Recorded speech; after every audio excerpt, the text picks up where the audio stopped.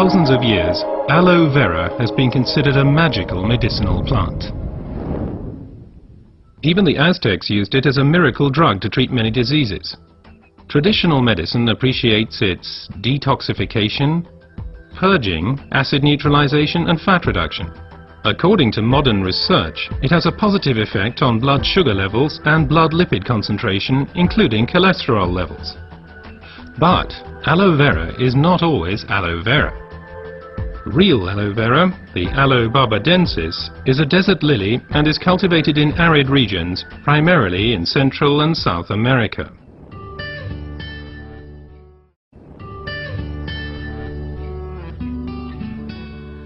The effects of aloe vera are strongly dependent upon how it is processed, and the differences already begin with how it is harvested. In order to avoid damaging the plant, the leaves should ideally be cut by hand. As the outer skin of the leaf contains poisonous aloin, a substance that protects the plant from animals and has a laxative effect on humans, the skin must be carefully separated from the inner leaf gel. This leaf gel is the most valuable part of the aloe vera plant. The gel has been proven to contain over 150 vital substances, such as vitamins, enzymes, polysaccharides and trace elements.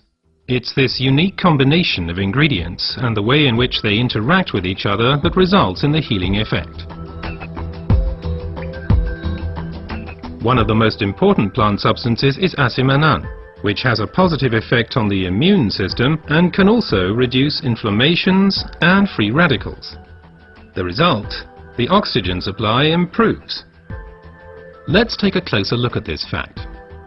Blood is supplied with oxygen in the lungs and then transports it via the blood vessels into the cells.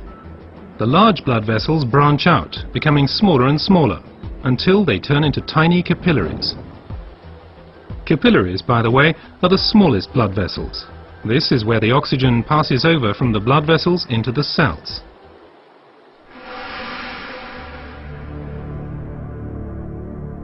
Poor eating habits, environmental pollution, stress and increased physical effort weaken our immune system. Free radicals have an easier time of things and can cause microinflammations throughout the body. These inflammations can damage blood vessels and result in a thickening of the fine capillary walls. This swelling constricts the flow of blood, slowing down the blood cells on their way through the capillaries, which, as a result, impedes the oxygen supply. And it's here that the aloe vera acts. It reduces the swelling on the capillary walls. The blood cells can flow faster again, and the oxygen supply is improved. Furthermore, toxins and impurities are removed more quickly. The latest studies have revealed that other natural substances can improve the effects of aloe vera even further. These substances primarily include silicon, but they also include evening primrose and alkaline minerals. But first let's look at silicon a bit more closely. For our body, silicon is life essential and a structure-building element. We already know it as quartz sand, as it occurs in stones and cement. In the body, silicon is there to stabilize our human tissue. As a supportive element, it strengthens bones, hair, nails, connective tissues, and also the walls of our capillaries. As we grow older, the capillary walls have a tendency to lose their form and resilience. They can literally collapse, interrupting the blood flow.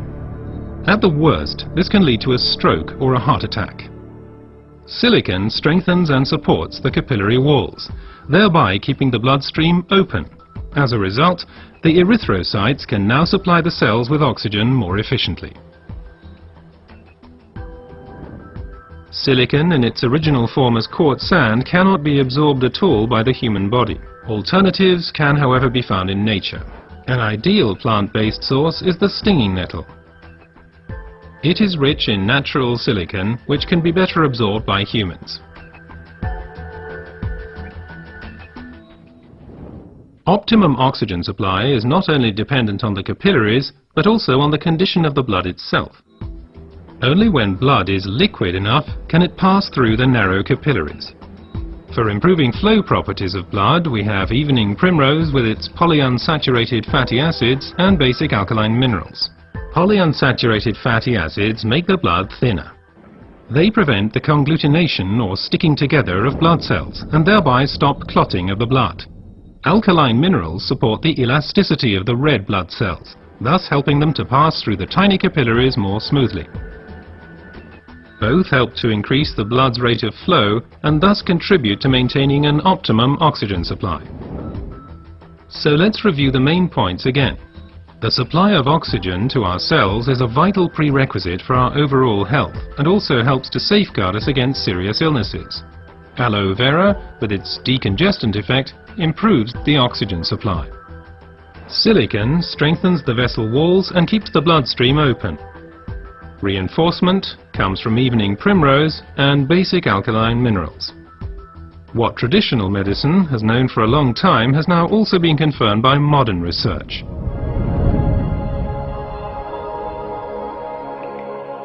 Aloe Vera improves your oxygen supply and therefore your general health. Because oxygen means life. Place your trust in Aloe Vera.